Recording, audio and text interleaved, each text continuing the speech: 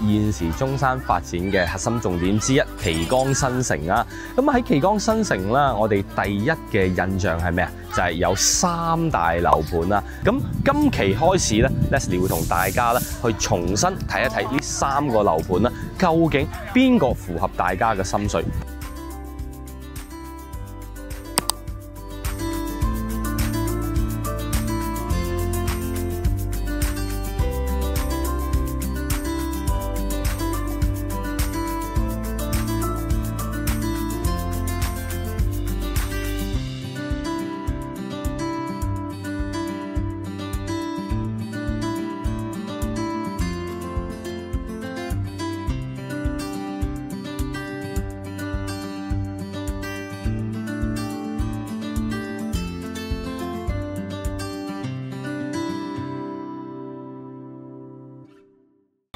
嗱好啦，咁啊呢一集咧要同大家介紹嘅咧就係屬於央企背景嘅保利地產所打造嘅高端產品天字系保利天郡啦。咁啊呢一個樓盤咧亦都係其實我自己啊喺旗杆新城裏面啊可以講係真係最中意嘅，因為點解咧？佢有一個俾業主去用嘅6000方會所，同埋天字系嘅產品，無論從佢嘅設計啦、園林啦、戶型啦，我自己本身都係比較中意。咁啱唔啱大家心水咧？即刻入去睇下。嗱好啦，各位觀眾朋友 ，Leslie 依家啦就嚟到保利天郡嘅銷售中心啦。咁啊喺我身後啦，依照案例啦，都係屬於我哋嘅區位以及沙盤啦。先同大家介紹下項目所在位置先啊。嗱，保利天郡啦，位於中山雙核發展嘅之一，屬於旗杆新城嘅東區經濟總部板塊啊。咁喺呢一個位置啦，可以講相當方便啦。背靠石岐，面向東區啊。咁啊，往返我哋中山2個嘅主城區啦，可以講係相當方便啦。同時咧，佢亦都係作為我哋中山老城區面向東部迎接深圳嘅其中一個重要一環啦。因為首先啦，我哋可以睇返整個嘅交通路網啊，除咗原有嘅道路之外咧，大家非常之關注嘅，當然係屬於我哋項目門前嘅呢一條世紀大道啊。由中山政府啦投資92個億啦，重金打造而成啊。咁啊，雙向8車道，全程無紅綠燈，15分鐘嘅時間啦，就可以到達馬鞍島深中通道嘅連接處啊。可以講啦，係大大打通咗與深圳嘅時間距離啊。咁啊，呢一條嘅道路啦，亦都將會喺今年內啦，配合深中通道啦，全面貫通啊，為我哋未來嘅業主啦，係增添非常之多嘅時間優勢啊！咁啊，除咗喺我哋嘅道路之外咧，鐵路上咧亦都係非常之重要噶。我哋要知道啦，喺整個項目啦，距離我哋嘅中山站以及中山北站啦，係相當之近啦，僅只有3.5公里嘅距離啊！通過2個站點啦，無縫連接我哋內地各大城市啊！咁啊，並且啦，廣州地鐵18號線嘅延長線啦，亦都會由馬鞍島咧連接火炬開發區，直接到達我哋嘅旗杆新城站點啊！項目步行700米啦，就可以到達至地鐵站啊！咁啊，另外啦，作為我哋嘅東區經濟總部啦，佢嘅業態同埋配套可以講相當之豐富啊！如今中國內地打造嘅係產城共用啊！除咗有我哋嘅商貿、商業啦，生態同樣重要啊！喺佢嘅後方啦，就匯聚咗中山最大嘅市政公園，屬於我哋嘅中山市人才公園，佔地770畝啊！如今咧已經係投入使用啦。而另外咧，仲有包括我哋大型嘅旗杆新城體育公園啦、東區總部濱江公園啦，都喺我哋直線範圍1公里以內啊！喺呢一度生活啦，唔需要擔心過於商業化，同樣有生態嘅部分啦，可以滿足到俾大家啊！而另外咧，包括喺我哋嘅項目對面咧，亦都有屬於寶龍城打造嘅大型商業綜合體啦。整個片區啦，有超過75萬平方嘅商業綜合啊，符合未來喺呢一度大部分居住人群嘅商業購物嘅整體嘅服務啊。除此之外咧，校網亦都係佢嘅重大要素之一啦。我哋要知道啦，包括中山市實驗小學啦，以及頂級嘅私立學校亞丁萊灣區學校啦，仲有我哋嘅水雲軒小學、竹園小學、石岐中心小學、中山市東區中學等等啦，都係匯聚喺此附近啦。所以對於未來咧喺呢一度工作生活嘅家庭而言啦，係滿足一站式嘅整體嘅服務啊。同時啦，我哋嚟睇睇沙盤嘅部分啦。保利天郡啦，嗱，大家睇開內地樓、了解保利地產嘅都知道啊，作為目前內地超頂尖嘅房企啦，如今啦喺品牌綜合實力係屬於前3位啊。咁啊，亦都喺2022年啦，大家知道內房企出現大部分爆雷嘅時候，大家喺選取開發商啦會更加謹慎。而呢一種央企嘅房企啦，我相信必定係大家嘅首選啦。而同時咧，作為天字系產品啦，亦都係保利旗下嘅高端系列啦，產品水準啦有充足嘅保證啊！我哋可以見到咧，呢一個項目最重要嘅一個整體要素，包括非常之吸引 Leslie 嘅係咩呢？就係我哋如今所身處嘅銷售中心啦，未來係屬於我哋6000平方米嘅會所位置啊！喺1樓嘅部分啦，打造公開嘅圖書館啦，而喺下方包括建設有我哋嘅恆溫泳池啦、gym room 啦、瑜伽室啦、桌球室等等啊。稍後咧，我會帶大家一探究竟啊。而其中啊，當然大家一定會對佢目前所在售嘅產品啦非常之關心啊！咁啊，早期好多嘅客戶啦所購買嘅屬於我哋7座、8座，包括9座嘅產品啦。而如今啦，9座仲有部分嘅尾貨啊。咁啊，主要啦都係以我哋嘅細面積單位為主啦。屬於我哋嘅呢一個89平嘅3房2廳2衛啊，而同時啊，目前在售嘅主力產品咧嚟到3座嘅位置啊，咁啊3座啦，同樣同9座嘅戶型咧係一樣噶，採取2梯4戶嘅設計。0102咧係屬於我哋嘅鏡像戶型，89平嘅3房2廳2衛啊，而單邊位留意翻我哋嘅03戶啊，屬於中間嘅單邊位係101平嘅4房單位，而另外無遮擋單邊位04戶啦，則係118平嘅4房單位啊。而佢嘅收樓時間咧喺今年年底啦就會交收俾大家嘅。咁假如大家想要現樓咧，就可以留意翻頭先 Leslie 提及嘅9座啦。9座目前咧係即賣即售樓嘅狀態啊。咁啊，而另外啊，整體嘅均價啦，其實目前從17000到19000不等啊。咁啊，當然啦，有啲朋友會問，最近咪睇到一啲宣傳同埋 poster 話有啲特價單位16000幾蚊起嘅？冇錯啦。咁啊，16000蚊嘅價錢到底喺邊度呢？就係喺我哋嘅後方嘅12座啊。咁啊，12座啦，位於我哋嘅項目嘅後方。佢嘅劣勢喺邊度呢？佢會相對較靠近我哋嘅輕軌啊，咁啊，所以嘅話呢，由於開發商擔心有聲音嘈雜嘅問題啦，12座呢亦都會以相對較平嘅價錢去進行出售啊，由16000蚊起，同樣採取2梯4伙嘅設計啦。咁啊，戶型方面啦，都係0102 89平方嘅3房2廳2衛，03、04則係101以及118平方嘅呢一個單位啊。咁啊，我哋嗱數據上咧，我相信大家睇得咧就會比較無聊一啲㗎啦。咁啊，跟住落嚟咧，我同大家去實地首先參觀我哋嘅會所部分啦，然後同時咧會上到我哋3座嘅實體樓啦，嚟睇一睇佢嘅實體示範單位。即刻出發！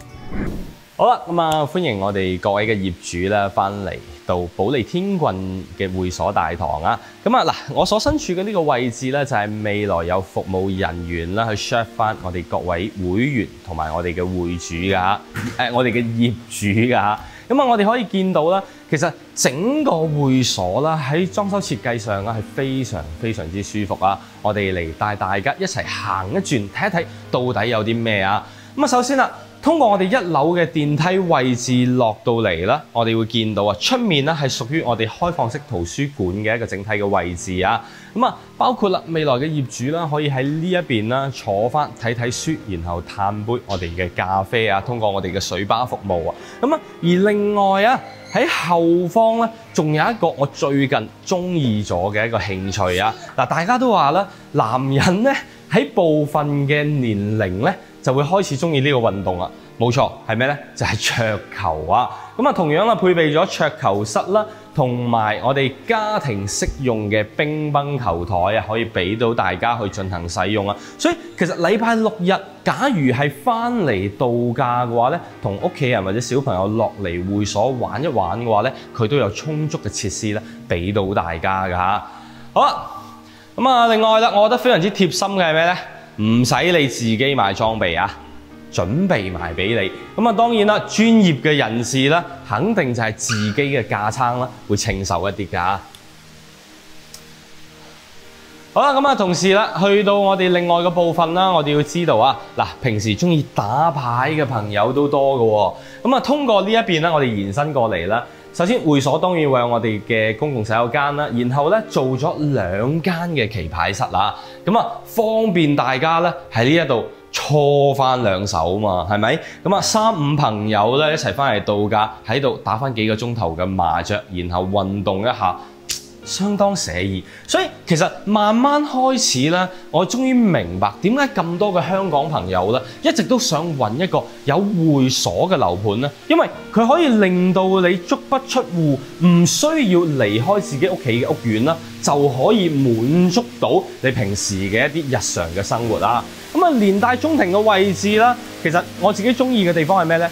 佢係花咗錢同埋花咗心思咧，去將整個中庭景觀啦打造出嚟嘅，然後擺放一啲外置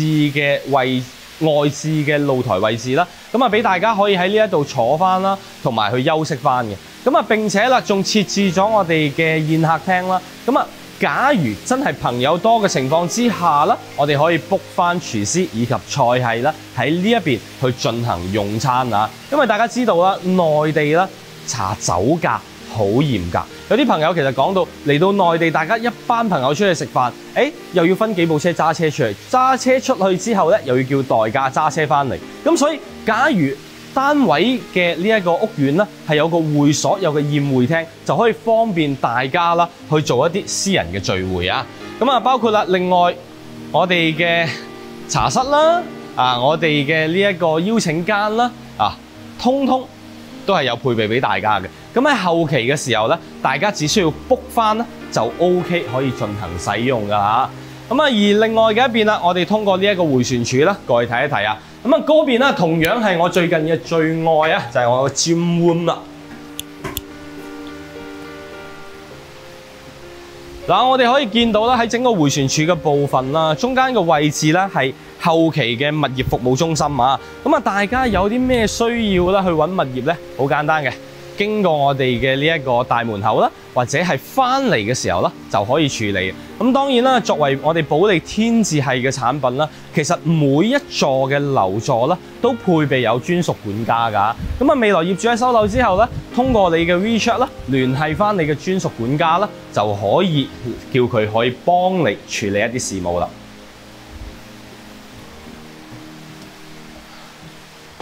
好啦，咁啊延伸過嚟啦，我哋嚟睇睇佢嘅 gym room 先。好啦，嗱我哋見到啊喺 gym room 呢邊嘅位置嚟講嘅話咧，地方雖然唔大啊，但係我認為咧足夠使用啊。咁啊包括啦有我哋嘅有氧區域啦，同埋我哋一啲無氧嘅力量區域啊。咁啊細嘅龍門架啦，哇！咁啊以及我哋嘅橢圓機啦，其實都係有配備到俾大家㗎。咁啊，呢一個 gym room 嘅好處係咩咧？假如平時大家有開，我每日都要健身嘅，我一瞓醒咧，中意操一輪，然後游過水嘅情況之下，有會所咧，真係方便好多。雖然我哋成日都同大家講，內地咧由於地大，其實商業部分嘅配備係好充足嘅。例如我哋要知道啦，綦江新城有超過70萬方嘅呢一個商業啊，咁未來旁邊，甚至乎係步行，會唔會有我哋嘅呢一啲商業專門咧？一定會有，並且唔止一間俾大家揀啊！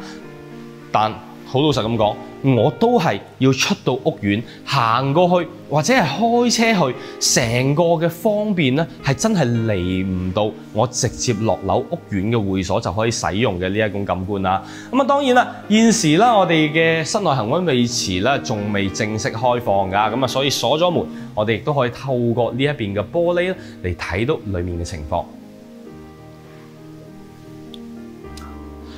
咁啊，整個會所而言啦，大家會見到啊，咁啊喺裝修上啦有佢嘅質感保留啦，同時咧亦都係呢一個設施完善啦。咁啊旁邊呢一邊啊就係屬於女士會比較中意嘅一啲瑜伽室啦、舞蹈室啦。咁啊定期咧，由於後期俾咗第三方嘅情況之下啦，佢會有一啲唔同嘅團課啦，會有時間去上課㗎。咁啊亦都方便我哋業主咧平時去進行預約使用啦。咁會所參觀完啦，跟住落嚟啦，對於單位嘅情況，相信大家咧亦都會非常之感興趣啊！因為畢竟咧，其實保利天郡推出嘅時間咧比較長，但係以往大家睇到嘅示範單位都係屬於9座嘅，而如今 Leslie 帶大家睇咧係全新嘅3座示範單位。到底選擇到底呢個水準如何呢？我哋亦都即刻去睇一睇，因為聽聞開發商啦喺今次嘅色彩上咧做咗一啲全新嘅轉換，咁佢嘅風格又係咪大家中意嘅呢？即刻出發！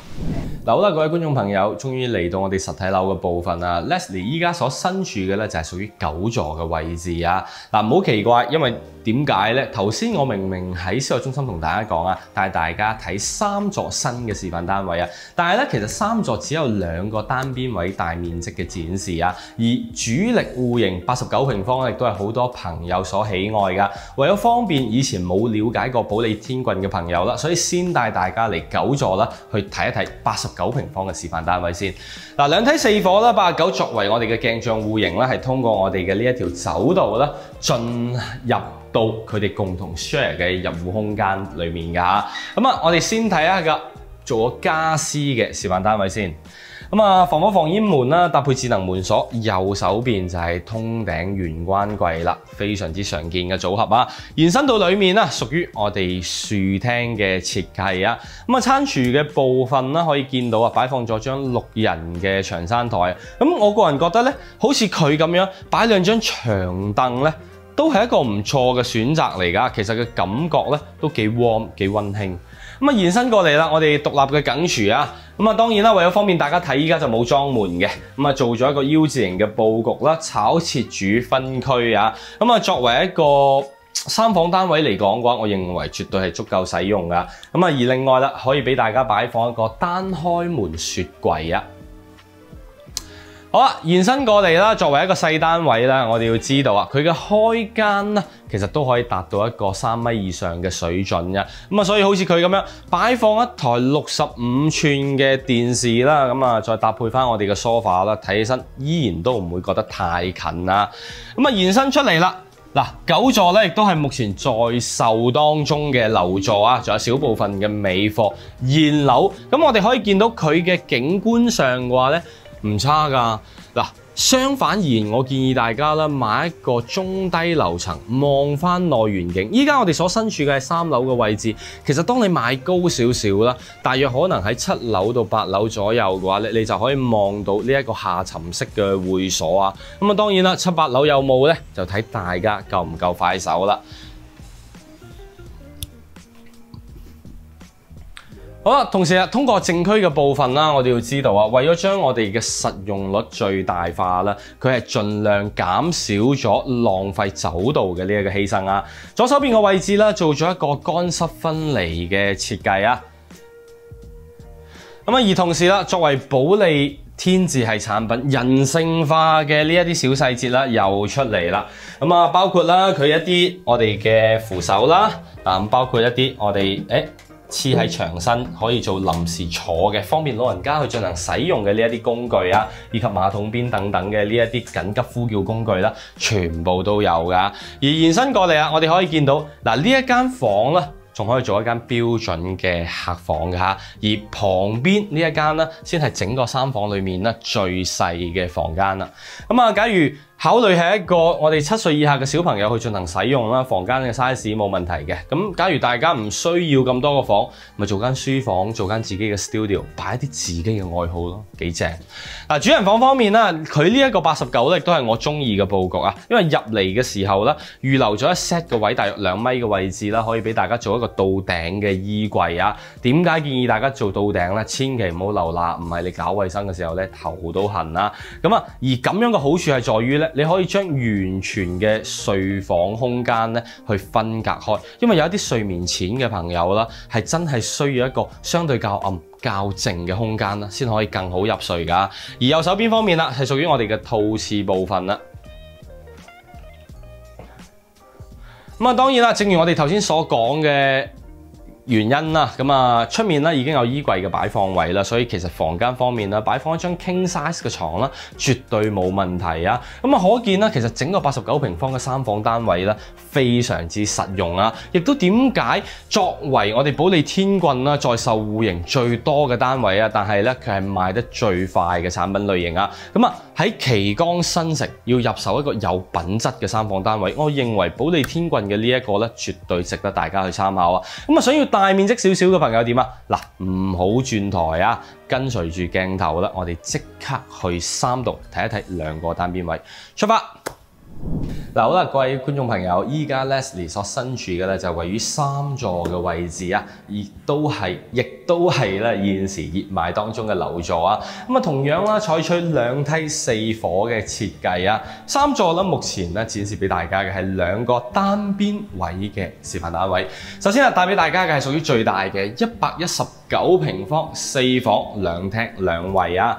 咁啊，可以見到啊，入嚟嘅時候啦，係我哋嘅防火防煙門啊，搭配翻我哋3合1嘅智能門鎖啦，非常之常見嘅組合。但係咧，道門喺顏色咧，同埋我哋嘅紋理選擇上咧，顯得咧係非常之有質感。所以呢一個，我覺得品味上啦係抵讚噶。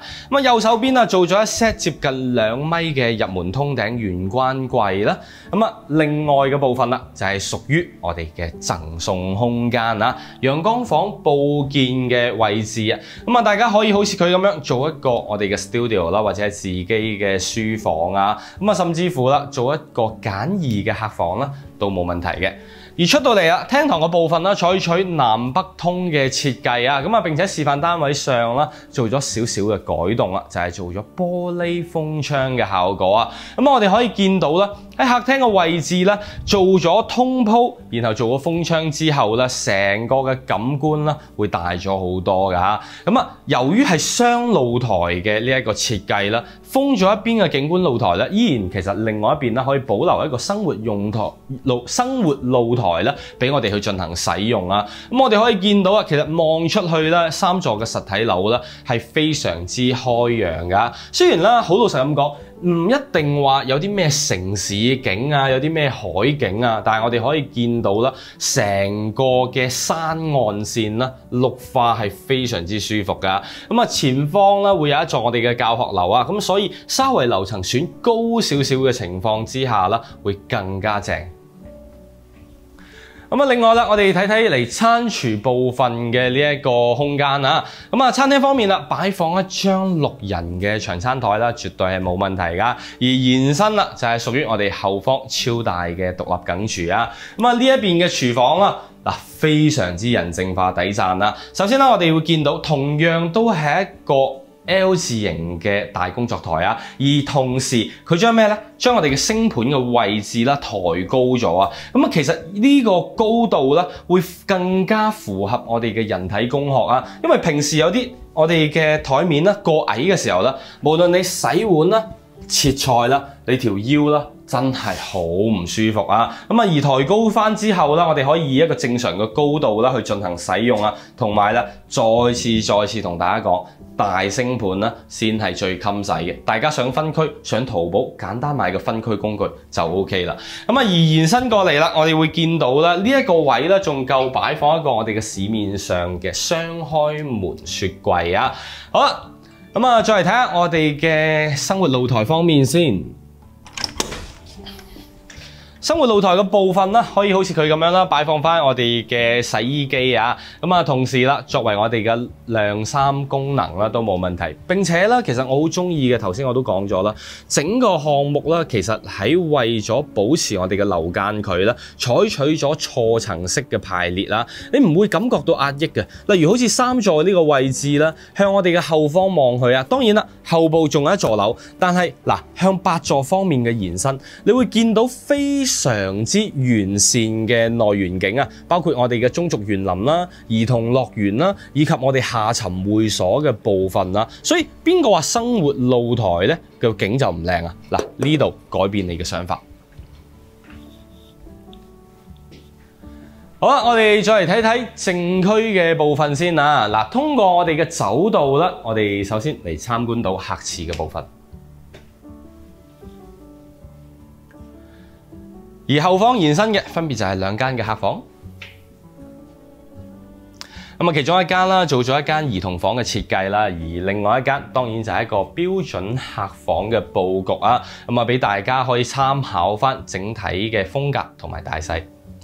而最後啦，就係嚟到主人房嘅部分啦。咁啊，主人房嘅呢一個位置啦，我哋可以見到啊，其實係相當之開揚通透噶，同埋面積足夠大，擺放張 king size 嘅床啦，兩邊嘅床頭櫃位置啦，仲可以俾我哋做一做 L 字型嘅衣櫃啊。咁啊，嗱呢一種嘅佈局，好多嘅時候啦，我哋會覺得就係咩咧？將個 L 字形調轉，呢度做翻一個隔斷，點解啊？因為要擋一擋洗手間咁。其實有啲朋友咧就唔介意嘅，最介意嘅係咩咧？最介意係驚呢個位咧會有洗手間嘅呢一個化妝鏡咧會照入嚟嘅空間，影響風水。咁所以大家你會見到嗱呢一邊嘅套廁咧，佢嘅佈局唔係嘅，佢嘅梳妝鏡咧喺呢邊嘅位嘅，所以就唔會撐住我哋嘅睡房嘅區域啊。咁當然啦，喺風水上嘅嘢，我相信有觀眾朋友比我更加專業啊。如果有新鮮嘅嘢咧，歡迎大家喺視頻下方留言啦，教識我兩招啊！咁啊，另外啦，空間上嘅使用啦，都係絕對足夠噶。咁啊，並且預留咗插蘇位啦，方便大家後期加裝翻我哋嘅呢一啲加熱廁板等等嘅使用啊。咁啊，總體而言啦，118平方嘅呢一個4房雙露台嘅戶型啦，我覺得相當之唔錯啊。咁啊，另外我哋喺旁邊嘅單邊位咧，係屬於一個108平方嘅橫廳戶型啊。咁啊，並且啦係做咗一個我哋嘅交樓標準啦，俾大家參考。咁啊，我哋一齊步行過嚟睇一睇先。好啦，咁啊，同樣啦，交標方面啦，非常之熟悉嘅，我哋組合嘅門啦、門鎖啦，以及我哋嘅通頂玄關櫃啦。咁啊，攝影師入嚟之後啦，我哋可以留意翻啊，門嘅後方啦。其實仲係有一組我哋嘅飄窗台嘅，咁啊中意嘅朋友啦，可以將佢保留成為我哋嘅通風窗或者係採光窗啊，咁啊亦都可以坐喺呢一度咧，即係買張軟墊啦就換鞋。唔需要嘅朋友仲正嗱，直接櫃做到頂，做多一 set 嘅儲存櫃啊。咁你從香港翻嚟嘅，例如一啲篋啊，例如你平時一啲雜物啊，我哋嘅講緊嘅掃地呢一個拖地機啊、洗地機啊，你就全部可以擺晒喺呢一邊啦。咁啊，另外啦，我哋會知道啦，有一個空間啦，係屬於露台佈建嘅，所以交俾你嘅時候咧，你會見到咧，呢一個就係屬於一個標準。當然啦，亦都有方案啦，我哋開發商會直接幫你全面搞掂㗎，只需要幾千蚊就 OK 㗎啦。咁呢邊呢個房間啦，都係望向一個內園景嘅整體嘅狀態㗎嚇。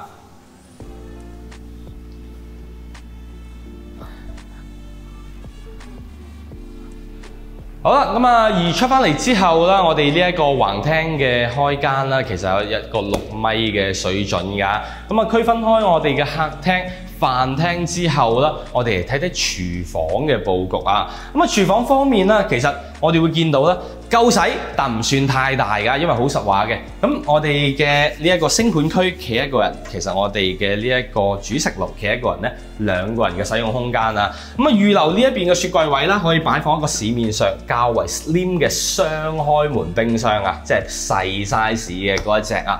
而另外啦，露台咧，我覺得佢係佢嘅加分項啦。嗱，唔想再同大家囉嗦，但係真係一定要講嘅，橫廳嘅精髓就係等比長嘅露台，同埋佢好嘅地方係咩呢？大家要知道啦，佢係一個2梯4火嘅設計啊，所以咧佢前方會有2個我哋嘅鏡像戶型，但係咧其實對於我哋嘅視野上嘅遮擋咧，唔算話係太搶眼啦，因為咧你會見到啦，其實我哋呢一邊後方啦，做翻露台櫃嘅位置啦，啱好係水平平衡噶。佢呢個品字型嘅樓體設計咧，係做得非常之標準，更加多將我哋嘅外置視線啦，由我嘅右手邊啦向外去進行延伸啊。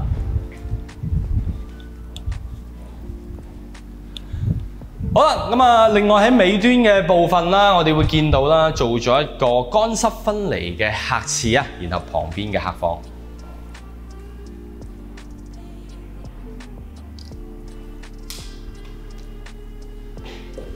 另外啦，後方咧就係屬於我哋第3間嘅客房部分啦。咁啊，當然啦，開間上啦會窄身少少嘅，所以咧想擺張 king size 嘅大床啦，就問啦。做間 queen size 嘅客房啦，我覺得冇問題嘅。最後嚟到主人房嘅部分啦，咁啊，主人房咧係一個南北通嘅整體嘅設計嚟㗎。又係兩種嘅方案，一種嘅方案係咩呢？假如你淨係2個人或者3個人住呢個單位嘅話，將其中一間房改造成為衣帽間，咁啊就可以原本保留返成個套房嘅呢一個 size 啦。咁啊，假如住嘅朋友會比較多嘅情況之下，咪利用返呢個飄窗台去做多一 set 我哋嘅衣櫃咯，增加儲物嘅擺放啊。因為畢竟啦，其實最開揚以及通風嘅位置咧，係喺我哋右手邊嘅呢一個窗台位啊。咁啊，另外啦，我哋亦都可以睇返套廁嘅部分啦，使用空間啦，亦都係絕對夠使㗎嚇。咁啊，我依家嘅 size 嗱，雖然我減咗肥啊，因為有啲睇咗幾年 channel 嘅朋友知我瘦咗好多，咁但係咧，我都係一個1.8米嘅男性啊。嗱，轉身嗱，捽背夠晒使，冇問題啊，唔需要擔心。嗱，咁整體而言咧，其實我哋可以見到啦，保利天棍啦，依然都係保持咗保利嘅天字系產品水準啦。嗱，不能講佢非常之出眾，但係咧，我認為喺市場上嘅平均線以上啊，甚至乎啦，其實針對喺旗江新城嘅呢一個位置啦，我認為佢絕對係排得上大家喺呢3個盤裡面嘅前1、2名㗎。咁啊，所以啊，假如對旗江新城感興趣嘅朋友啦，記得 contact 上方嘅電話啦，聯繫返我啊，我哋現時咧可以安排專車啦接送大家由香港前往實地啦，去進行考察考慮㗎。咁啊，今期嘅節目咧，其實到呢度亦都差唔多啦。下期大家想睇啲咩節目，歡迎大家喺視頻下方留言告知俾我。我哋下期再見啦，拜拜。